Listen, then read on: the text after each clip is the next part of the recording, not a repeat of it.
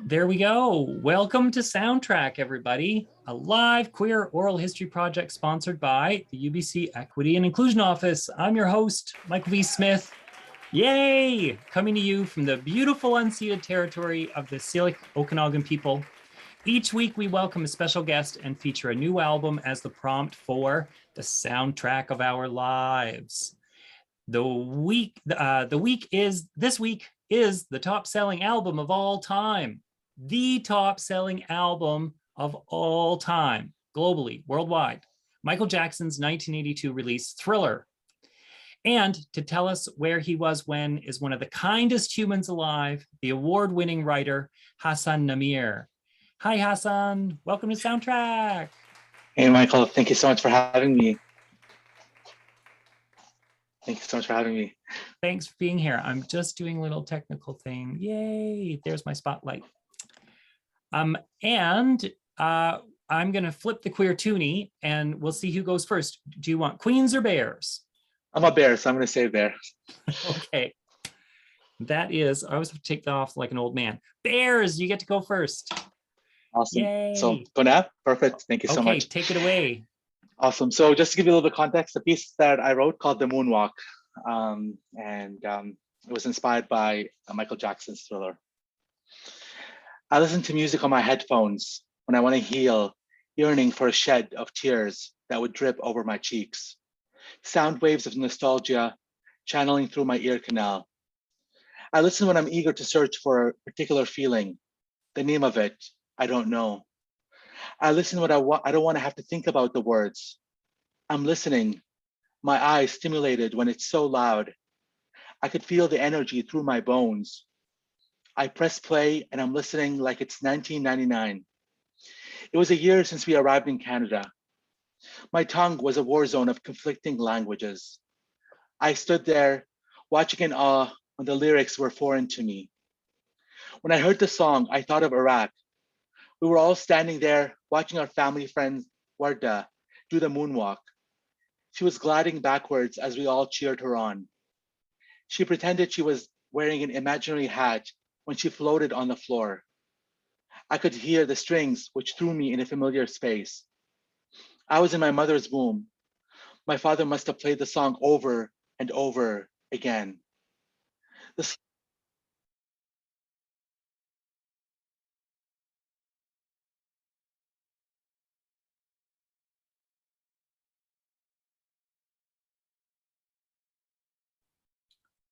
Hey, Hassan, I think I lost you. I remember he touched my back and I felt so light, like he and I could do the moonwalk all night long. Then my relatives saw me within him and they pulled us apart. The I was too young to understand. My memories were non-linear. The steps were non-linear. My queerness was hiding inward. Today, I'm listening again as my memories are gliding forward. Like the moonwalk, my queerness is outward. Thank you so much.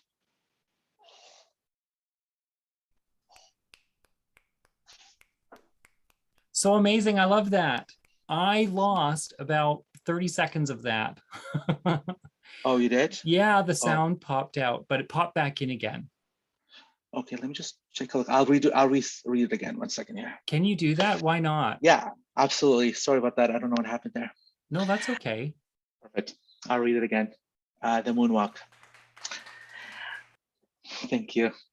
I listen to music on my headphones when I want to heal, yearning for a shed of tears that would drip over my cheeks, sound waves of nostalgia channeling through my ear canal. I listen when I'm eager to search for a particular feeling. The name of it, I don't know. I listen when I don't want to have to think about the words. I'm listening, my eyes stimulated when it's so loud, I could feel the energy through my bones.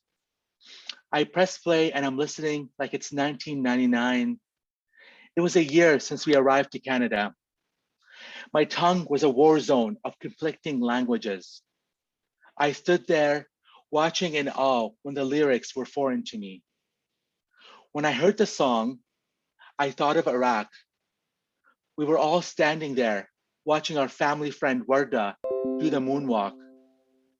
She was gliding backwards as we all cheered her on.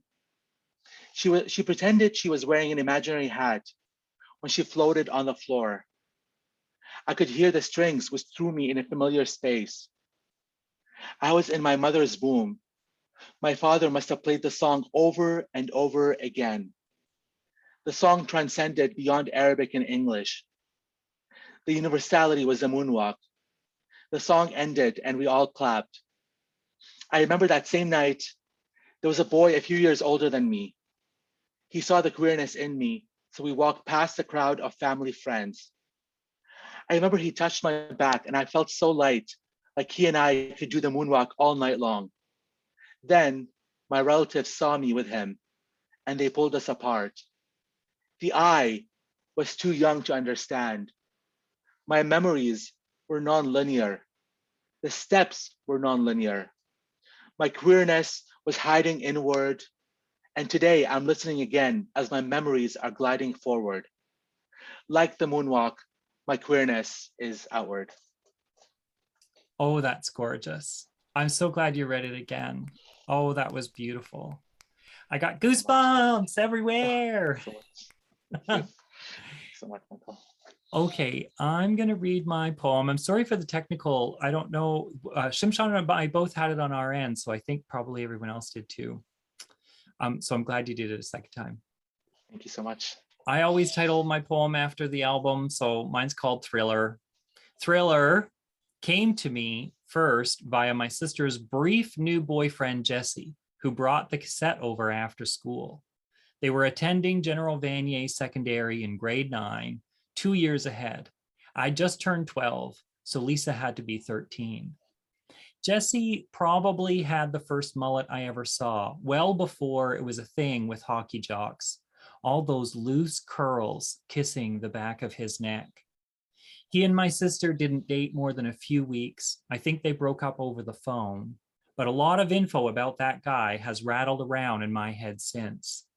Jesse in his denim jacket with the upturned collar at our particle board table one night, my parents were out, burning a small blob of thick black shiny paste between 2 knives he'd heated up on the red coils of the stove. What's that? I asked. And he, with a Bic pen bobbing between his lips, said, motorcycle grease.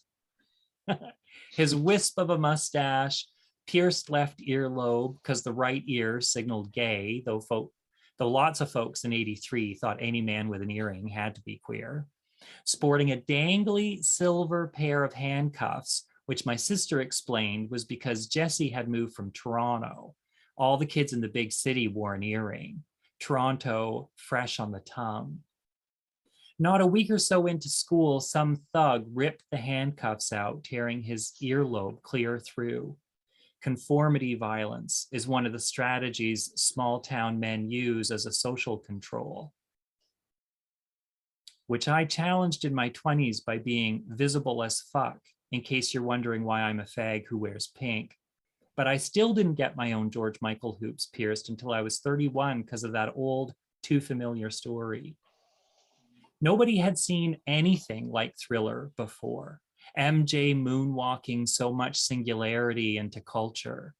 The red leather jacket, a music video as short film, those large ensemble pop dance numbers, zombies dancing, hello genius, the white socks and short tight pants, one white glove, details so fresh they made metonymies. I learned to dance watching the videos for that album. 38 years later, I still thrust my knees forward and flip onto the ends of my shoes in the signature Billie Jean ballerina redux, balancing on the dance floor of my toes, like I know how to hold 4 decades at bay. Wow. There you go. I love it. Wow. Do you know what I really adore about your poem, Hassan, is that it came later. I love that, you know, where were you when, and your when was 1999? Yeah, 1999. That's like my first time like hearing about the song really. I was we just came to like Canada, and we went to our family friend's house, and and I heard that song there for the first time, and it just like it kind of like brought back memories, because I know my father was like a huge MJ fan. So I know in the 80s like he had the mullet as well, and and everything. But I literally wasn't born until 87, so I was still wasn't even a thing then. But yeah, it was totally like that was my first time actually hearing the song, and it's always just been like always brings back nostalgia. I always think about like Iraq, because I'm always thinking about like I think about my dad, and like and that song brings back lots of memories, and also like at the same time like I remember that encounter with that boy, because that happened that same night. I was at the family house, and I don't remember who he was, like I don't know, like we haven't seen him since, but yeah, it was he almost like saw my queerness, like he knew like I was queer, and like he like touched me and stuff, and then of course like I got separated away, because being Muslim and queer, like it can't happen. Like so they just like shut it off, and then my family just took me home and stuff after, right? So yeah, so I that yeah, like all those jumbled memories that I always think about when I think of the song, and definitely brings back that moment in 1999. I'll never forget it, So The thing that we had a bit of not difficulty, but it took a little bit of back and forth because the albums I proposed didn't resonate with you for age and for culture. You grew up in a different time and place than me. yeah, yeah, Um, but I love that, like, the top selling album of all time. It's no wonder that there's some overlap. I yeah, love I love how the well, it's such an ugliness that the Western culture penetrates, right? Takes over, but it also yeah, creates a common language, a common touchstone, yeah. which I Mhm. think is really exciting. My friend Nijat, who is Uyghur, so he's from China, but Uyghur, and so is Muslim. He said that he learned how to speak English. The motivation was so that he could understand Michael Jackson lyrics. He wanted to know Yeah. what Michael Jackson was singing about, and it Mhm. encouraged him to learn English. And that's how he ended up in Canada eventually. Yeah. This fabulous path that Michael Jackson opens up, the touchstones, I think Mhm. that's so exciting.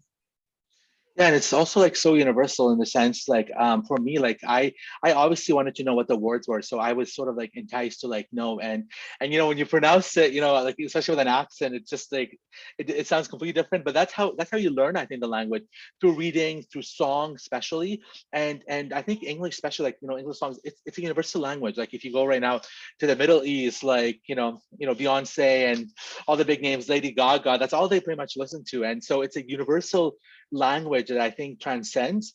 And that's what Michael Jackson did for like I think the 80s and even the 90s, like as what Lady Gaga does now for the the modern age, shall we say.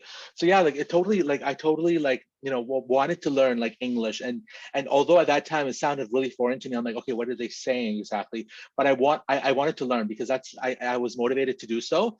And so for me, at least what spoke for me is just the music itself, the idea of strings and just that song, just the beat is just so so universal, and I think and it really got to me, so, and it brought back a lot of memories that I just like that I started writing about. Same with you, like of course with like the ear hoops and stuff. That's something I also like. Honestly, I also like one time like I was told, oh, if you wear this side, then you're gay. If you don't wear the other side, you're not gay. So like when I was like just like a couple years later, like that was something that I was like I wanted to wear one, and of course my family wouldn't let me, and because they said you don't want to be like the queers and stuff, and so that was just something that I also dealt with. I think just the idea of like why does it matter which side one would wear it? Like I always wonder like why does it really matter, right? And I remember watching television, like seeing various, men with earrings and then looking to see what side, are they gay? Oh, no. And then slowly it trickled into Cornwall that it wasn't just people who came from Toronto. People had pierced ears. And then when you saw people like George Michael with both his ears pierced, I remember it was a big deal. People were like, so is he bisexual? Like, what's this mean?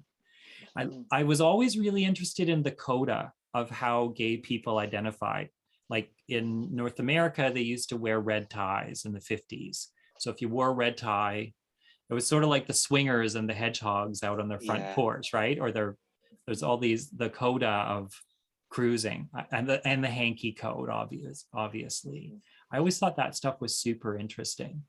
And as a young queer coming out, like you hear it and then you latch on, right? You hear, oh, people who wear and it's an insult, or you're going to get your right ear pierced and you have to figure out what that is. But then you look everywhere. Who's got their right ear pierced? What?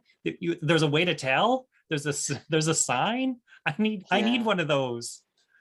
Yeah, it's almost like it's interconnected with your own identity, right? But like, I'm just curious, like maybe you can tell me, like, teach me about the history. Like, so how did they come up like the right side makes you gay? Like, I've always been like curious I about don't that. know. I wonder. Yeah, I don't know that yeah, actually. I wonder how yeah, that is.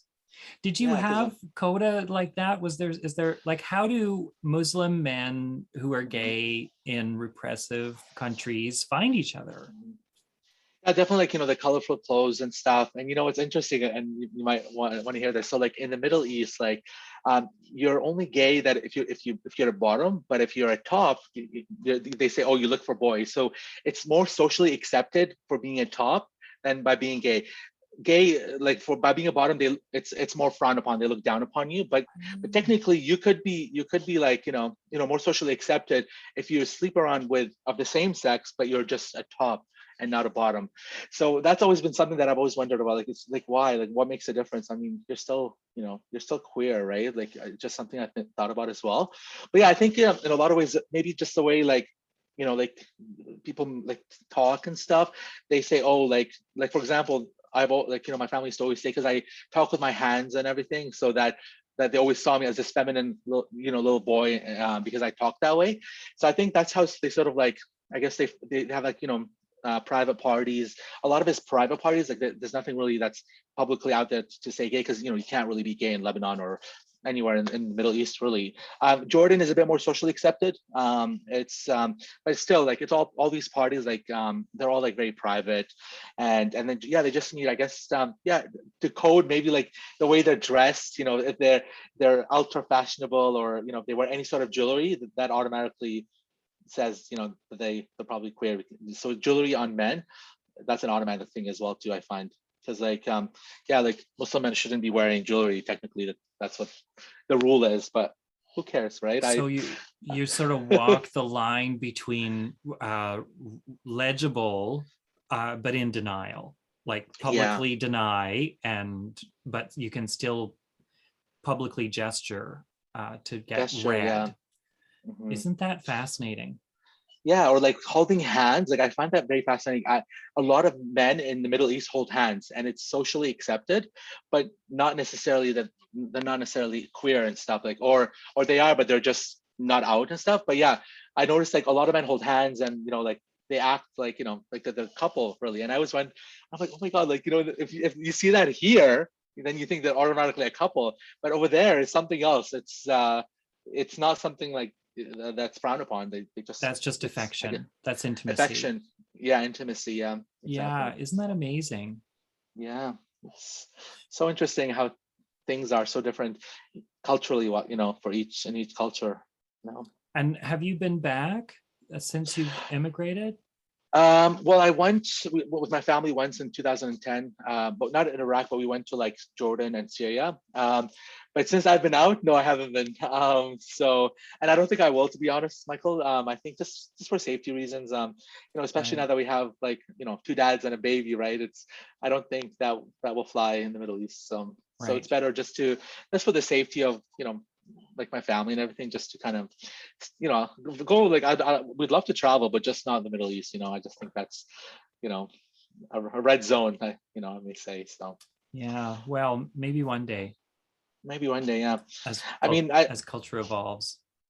Yeah, and the way I see it, like, I think there's a bit of a progress in terms of like queer acceptance, but I feel like right now, especially, there's also a bit of backwardness. Like I know, like for example, like a lot of like the political leaders in the Middle East, like in Kuwait and other countries, right now they're saying, like, even though in the Western, it's accepted, that they're not accepting it. So I feel like even though we go one step forward, but we go 7 steps backward in that region. So I think it's still a lot of work. I don't know when that day will come. Maybe not in our lifetime. Maybe a lot far in the future. But baby steps, I guess, right? So early baby Yeah. steps. Yeah. Well, literal baby steps, maybe in your case. Yeah, right. For sure. Well, that's our 20 minutes. It's Wow. a fast 20 minutes. Do you have something you want to add though? No, that was awesome. Thank you so much for having me, and thank you so much, Shimshun, for being awesome as well, taking care of all the sound and everything. It's been wonderful. Well, let's all give Hassan a warm thank you of applause. Thank you so Yay. much. Thank If you. you That was haven't wonderful. already, check out the Facebook event page for more info. There's a bio there, a link to Hassan's website. The Soundtrack group is an amazing place to find out about upcoming events. I want to encourage you to buy Hassan's books. They're amazing. War Torn, is that right? Yeah. Yeah, we're Was torn. Yeah. amazing. It just destroyed me. It was so beautiful. It's a great poetry book. So much. Write him Thank you so fan mail, invite him to read in your town, teach his brilliant books in your classes. I want Thank you so much. yeah, of course. And I want to thank the UBC Equity and Inclusion Office for sponsoring this event and the Inspired Word Cafe for helping to get the word out. We will see you next week at Soundtrack. Big kisses. Mwah. Mwah.